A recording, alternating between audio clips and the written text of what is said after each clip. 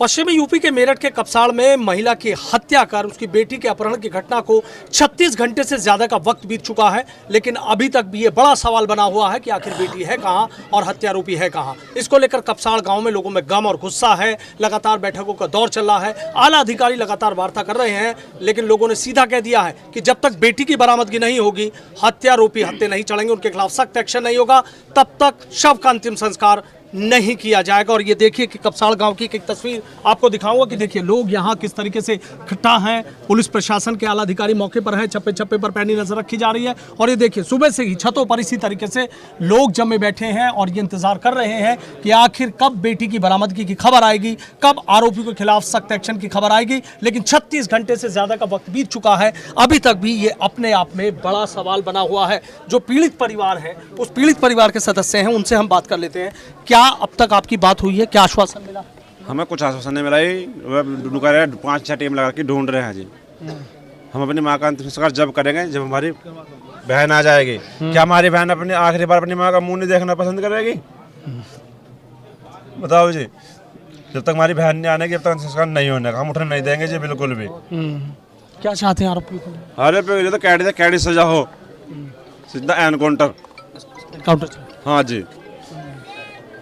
अगर हुआ क्या था? हुआ तो बहुत तगड़ी दुर्घटना हुई। जब हम जंगल, मम्मी मेरी जंगल जाती थी रोज की तरह। ऐसा नहीं पता था कुछ, ना कभी वहाँ किसी लड़ाई ना झगड़ा, कुछ नहीं था। उन्होंने धोखे से हमारी माँ पे हमला कर दिया, मम्मी को जान से मार दिया गया। मेरी बहन को किडनैप करके पिस्टल कान पे लगा कर ले गया जी, जबरदस्ती किडनैप करके। अब तक कोई जानकारी? अब तक कोई जानकारी नहीं मिली। प्रशासन कह रहा है ढूंढ रहे हैं और ढूंढ रहे हैं नहीं जी। माँ की लाश अंदर? माँ की लाश अंदर है जी। जब ये अंतिम संस्कार जब ही होएगा जब हमारी सिस्टर आ जाएगी। हमारी यही मांग है योगी जी से भी, ये हमारी वीडियो योगी जी तक जाए। क्या योगी सीएम से क्या कहना चाहेंगे? योगी से हम योगी सीएम से ये कहना चाहेंगे, ऐसे हो कैड से कैड चाहिए दिया जाए, घर पे बुलडोजर चलवा दिया जाए जो भी दोषी है। आज़ाद समाज पार्टी के लोग भी हैं यहाँ पर, क्या हैं? आप लोग भी सुबह से यहाँ पर हैं, कल से ही आप लोग यहाँ डेरा डाल लगे हुए। प्रयास ये किया जा रहा है कि लड़की की बरामदगी हो जाए। प्रशासन से बार बार यही मांग की जा रही है कि लड़की की बरामदगी को सूचना मिल जाए तो परिवार वालों को ये सांत्वना हो जाए कि हमारी बेटी आ रही है, जिंदा है। कहीं ऐसा ना हो कोई इसकी अनहोनी की आशंका बढ़ती जा रही है, इसलिए प्रशासन भी कोई इन्हें मदद करे कि ये सूचना दे कि हम नज़दीक पहुँच रहे हैं, सफलता हमारे आसपास तक है, थोड़ा सा सांत्वना इनको लोगों को मिल जाएगी। तो लड़की जैसे ही बरामद हो जाएगी तो ये लोग भी अपना जो अंतिम संस्कार करने के लिए तैयार। मांग क्या क्या रखे हैं आप लोगों ने? मांग हमारी तो नहीं, समाज के लोग, इन लोगों ने जो मांगे रखी हैं। अच्छा, क्या मांगे रखी हैं आप लोगों ने? मांगे कुछ नहीं रखी है, जो भी समाज ने रखा है, जो भी रखा है। क्या बावजूद मांगे आप? मांग असल में सबसे पहली मांग तो ये है कि हमारी बहन, हमारी बेटी वो सकुशल बरामद हो और जो अपराधी हैं वो जेल जाए। उसके बाद इस परिवार के लिए पालन पोषण के, चूंकि आप समझ रहे होंगे कि यहाँ किस तरह से किस उसमें रह रहे हैं कि जिनकी बहन बेटियों की इज्जत सुरक्षित नहीं उठा कर ले जा रहा है, अपहरण किया जा रहा है, माँ को मारा जा रहा है। इनकी सुरक्षा के लिए एक तो इनको पिस्टल की मांग रखी गई थी, वो हो गई है।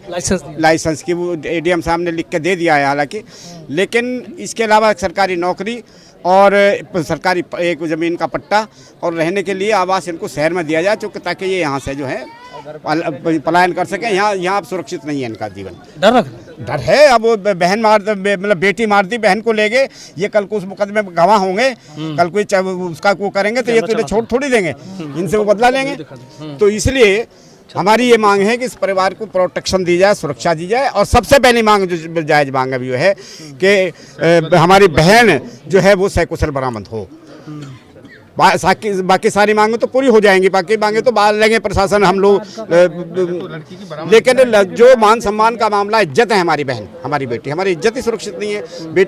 माँ की डेड बॉडी यहाँ पड़ी है और हमारी बहन का पता नहीं है। कैसे समाज उत्पीड़ित है कि सारा का सारा परिवार इनका रो रहा है, चिल्ला रहा, हाय हाय कर रहा। हम लोग समझा भी रहे हैं लेकिन नहीं समझ पा रही। तभी जब आपसे भी कहा था कि इनकी मदद मेरी उच्च अधिकारियों से बात हुई है। जैसे इस घटना का माननीय मुख्यमंत्री को जानकारी मिली थी तो माननीय मुख्यमंत्री जी ने प्रभारी मंत्री जी को निर्देशित किया था इस बात पर कि पुलिस प्रशासन और लोकल एडमिनिस्ट्रेशन से गंभीर और सख्त से सख्त कार्रवाई के लिए निर्देशित किया जाए।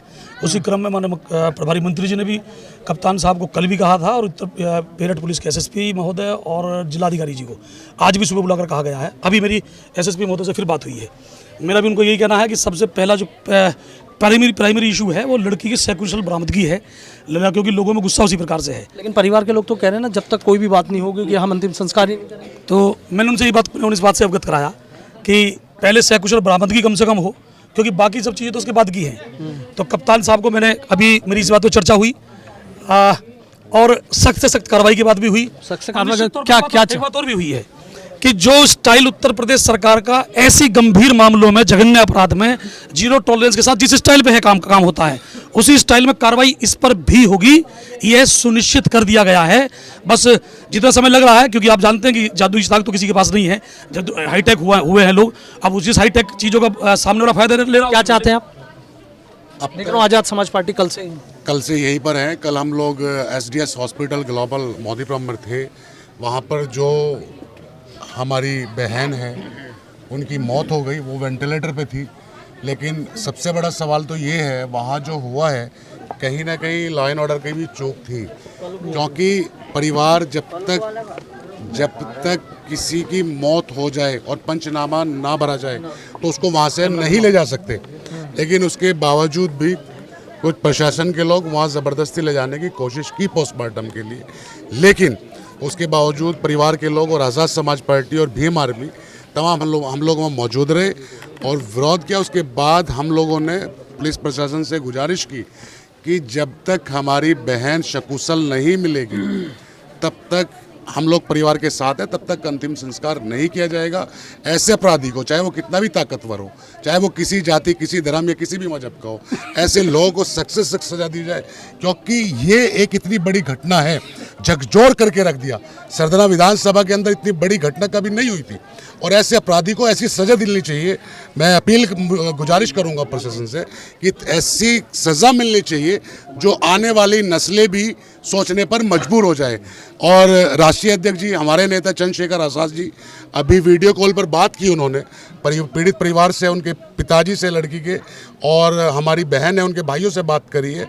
और चंद्रशेखर भाई ने सख्त लहजे में ये कहा है कि मैं परिवार के साथ हूँ और ये जो माता गई है दुनिया छोड़ करके, ये मेरी माँ है। ठीक है, उसने मुझे पैदा नहीं किया, लेकिन वो मेरी माँ की जैसी है। जब तक जो भी दोषी हो उसको सजा ना मिले तो हम लोग मजबूती के साथ डटे रहेंगे। कल चंद्रशेखर आज़ाद जी यहाँ पर पहुँचेंगे कपसाड़ के अंदर, और आज़ाद समाज पार्टी और भीम आर्मी और सर समाज के लोग, जितने भी लोग यहाँ खड़े हैं, परिवार के साथ है। जो परिवार चाहेगा वही होगा। हम लोग परिवार के साथ हर तरीके से। तो देखिए किस तरीके से आपने देखा कि आज़ाद समाज पार्टी और भीम आर्मी के जो कार्यकर्ता हैं वो बेहद गुस्से में हैं। जो परिवार है, ग्रामीण है, उनको सीधा कह दिया, ये कहा है कि जब तक आरोपी नहीं पकड़े जाएंगे, जब तक बेटी का सुराग नहीं लगेगा, तब तक अंतिम संस्कार नहीं होने दिया जाएगा। यानी कहीं ना कहीं सरदना के कपसाड़ गांव में जो ये घटना हुई है, दिल दहला देने वाली घटना हुई है, अब इसकी गूंज लखनऊ और दिल्ली तक पहुंच गई है। और देखना ये होगा कि आखिर इस मामले में योगी सरकार क्या सख्त एक्शन लेती है। वीडियो जर्नलिस्ट समीर राणा के साथ सनुज शर्मा, एनडीटीवी इंडिया, मेरठ।